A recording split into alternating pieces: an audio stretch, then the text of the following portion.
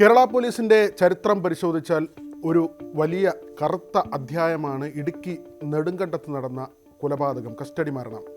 അവിടെ ഒരു ചിട്ടിക്കമ്പനി മുതലാളിയെ സാമ്പത്തിക തട്ടിപ്പ് കേസിൽ പോലീസ് കസ്റ്റഡിയിലെടുക്കുകയും ഏതാണ്ട് 3 ദിവസം തുടർച്ചയായി കസ്റ്റഡിയിൽ മർദ്ദിച്ച് കൊലപ്പെടുത്തിയെന്നുമാണ് കേസ്. ഈ കേസിനെക്കുറിച്ച് പറയുമ്പോൾ അന്ന് തിരുവനന്തപുരം ബ്യൂറോയിൽ ജോലി ചെയ്യുന്ന സമയമാണ്. ഇത്രയും വലിയൊരു സംഭവം ഉണ്ടായതുകൊണ്ട് തന്നെ ഒരു സ്പെഷ്യൽ അസൈൻമെൻ്റ് എന്ന നിലയ്ക്കാണ് ഇടുക്കിയിലേക്ക് പോകുന്നത്.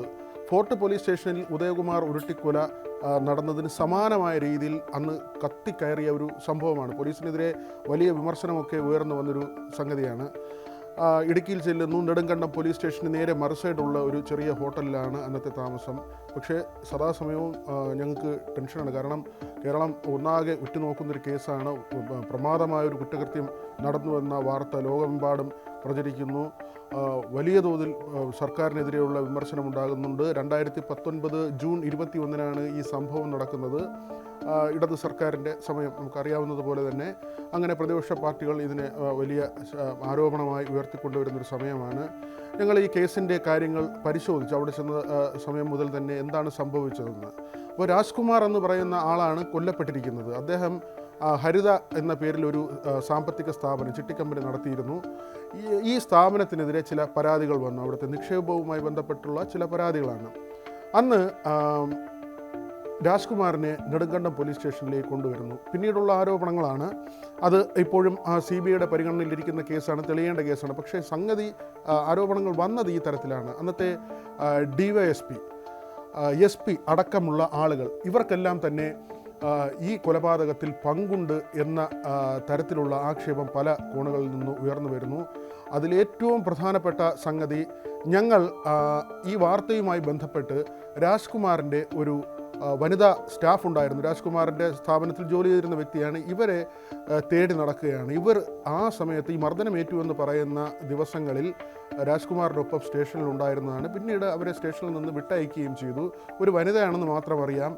ഞങ്ങൾ വളരെ പണിപ്പെട്ട് ഒരു അഭിഭാഷകൻ്റെ നമ്പർ സംഘടിപ്പിക്കുന്നു. ഈ അഭിഭാഷകനുമായി കമ്മ്യൂണിക്കേറ്റ് ചെയ്യാൻ ശ്രമിക്കുമ്പോൾ അദ്ദേഹം ആദ്യമൊന്നും സമ്മതിക്കുന്നില്ല ഇവരെ കാണാനോ ഇവരെവിടെ ഉണ്ടെന്ന് പറയാനോ. കാരണം ഇത് കേസ് ഒരു സ്റ്റേജ് കഴിഞ്ഞു പോയി. കാരണം ഒരാളെ പരമാവധി കസ്റ്റഡിയിൽ വയ്ക്കാൻ കഴിയുന്നത് 24 മണിക്കൂറാണ്. രാജ്കുമാറിനെ തുടർച്ചയായി 3 ദിവസം കസ്റ്റഡിയിൽ വെച്ചിരിക്കുകയാണ്. അതിനുശേഷമാണ് റിമാൻഡിൽ കഴിയുക ന്യൂമോണിയ ബാധിച്ച് മരിച്ചു എന്ന തരത്തിലുള്ള വിവരം പുറത്തു വരുന്നത്. പക്ഷേ മർദ്ദനമാണ്. 33ഓളം മുറിവ് രാജ്കുമാറിൻ്റെ ശരീരത്തിലുണ്ടായിരുന്നുവെന്ന് പിന്നീട് പോസ്റ്റ്മോർട്ടത്തിൽ കണ്ടെത്തിയിരുന്നു. അന്ന് ഈ അഭിഭാഷകനെ നിരന്തരം ബന്ധപ്പെടാൻ ശ്രമിക്കുന്നുണ്ട്. നമ്മുടെ ചില സമയ ദോഷമെന്നൊക്കെ പറയാവുന്നതുപോലെ ആ സമയമായപ്പോൾ എൻ്റെ മൊബൈൽ ഫോണിന് ഒരു തകരാറ്. കാരണം ഫുൾ ചാർജ് ആകും, പെട്ടെന്ന് ചാർജ് കുറഞ്ഞിട്ട് ഈ ഫോൺ ഓഫായി പോകും. അപ്പം മുഴുവൻ സമയവും ഇത് ഒന്നുകിൽ നമ്മൾ സഞ്ചരിക്കുന്ന വാഹനത്തിൽ ചാർജിൽ വയ്ക്കുക, അല്ലെങ്കിൽ ഹോട്ടലിൽ ചാർജിൽ വയ്ക്കുക. പെട്ടെന്നൊരു ഫോൺ സംഘടിപ്പിക്കാനുള്ള ബുദ്ധിമുട്ടുമുണ്ട്, അവിടെ നിന്ന് പോയി വാങ്ങാനുള്ള ബുദ്ധിമുട്ടുമൊക്കെ ഉണ്ട്. പക്ഷേ ഇത് ഹോട്ടലിൽ ഒരു രാത്രി ഇങ്ങനെ കഴിയുമ്പോൾ ഈ ദിവസങ്ങളിലാണ് ഈ അഭിഭാഷകൻ്റെ ഫോൺ കോൾ വരുന്നു. അദ്ദേഹം പറഞ്ഞത്, നിങ്ങൾ നാളെ രാവിലെ പീരുമേട് വരിക, അവിടെ എത്തിക്കഴിഞ്ഞാൽ ഈ വനിതയെ കാണാൻ കഴിയും.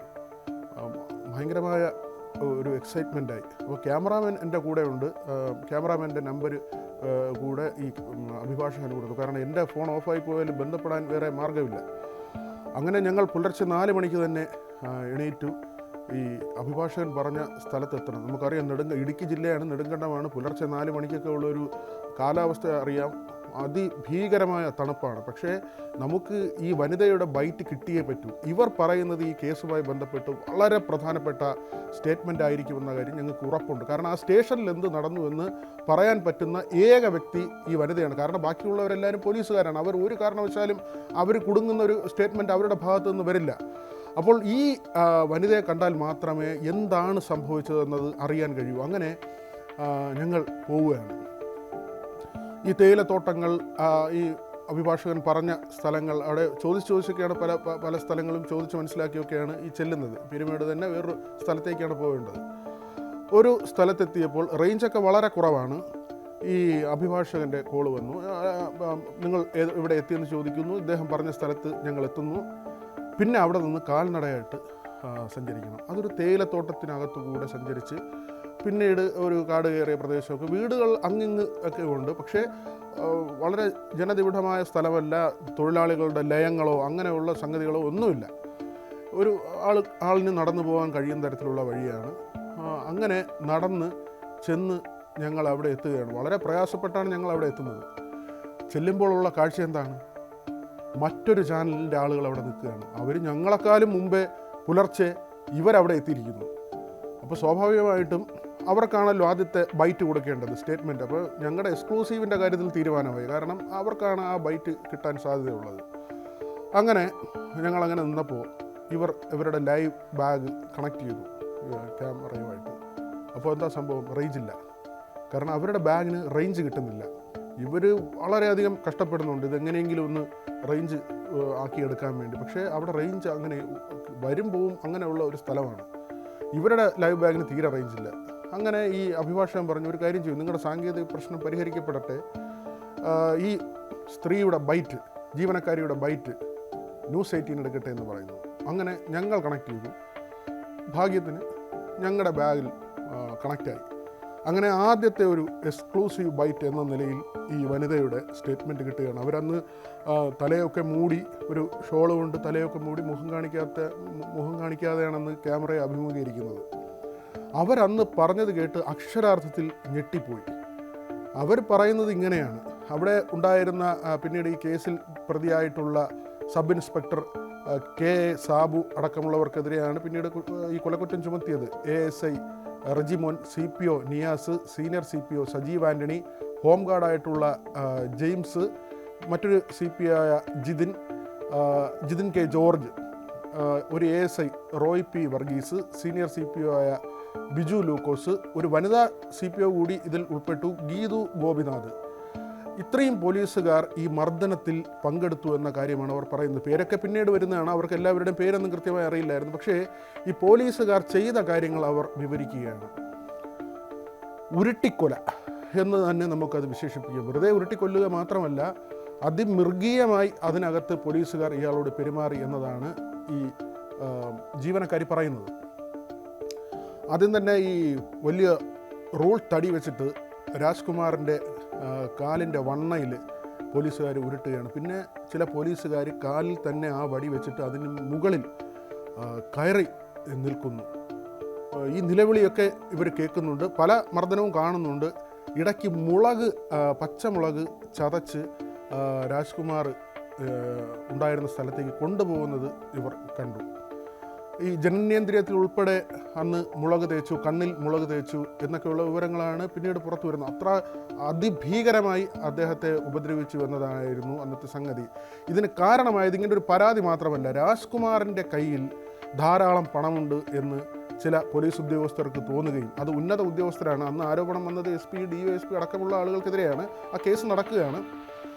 ഏതായിരുന്നാലും ഈ ഉന്നത ഉദ്യോഗസ്ഥർക്കടക്കം ഈ പൈസയുടെ മേൽ ഒരു നോട്ടമുണ്ടായെന്നും ഇയാളുടെ കയ്യിൽ എവിടെയൊക്കെയാണ് പണമുള്ളതെന്ന് കണ്ടെത്തുന്നതിന് വേണ്ടി ക്രൂരമായി മർദ്ദിച്ചുവെന്നുള്ള ആരോപണമാണ് അന്ന് അതിശക്തമായി ഉയർന്നു വന്നത്. ഈ പണം കൈക്കലാക്കുന്നതിന് വേണ്ടിയുള്ള പോലീസുകാരുടെ ഒരു ശ്രമമായിരുന്നു ഉണ്ടായിരുന്നതെന്ന അതിശക്തമായ ആക്ഷേപമായിരുന്നു ആ സമയത്ത് ഉയർന്നു വന്നത്. അന്ന് ആദ്യം ക്രൈംബ്രാഞ്ച് അന്വേഷിക്കുകയും പിന്നീട് CBIയുടെ അന്വേഷണത്തിലേക്ക് ഈ കേസ് പോയത് തന്നെ ഇത്രയും വലിയൊരു ഗൗരവ സ്വഭാവം ഉള്ളതുകൊണ്ടായിരുന്നു.